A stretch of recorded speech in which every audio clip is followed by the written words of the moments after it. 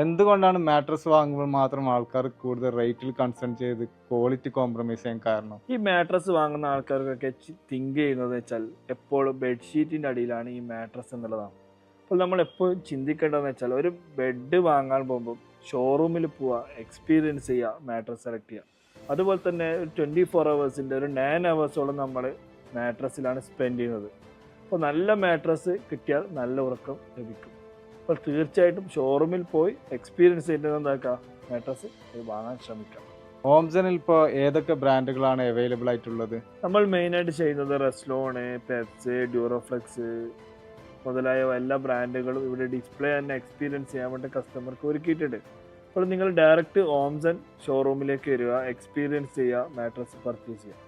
അതുപോലെ മാട്രസിൽ ഇവിടെ special സ്കീംസോ EMI ഒക്കെ അവൈലബിൾ ആണോ? അവൈലബിൾ ആണ്.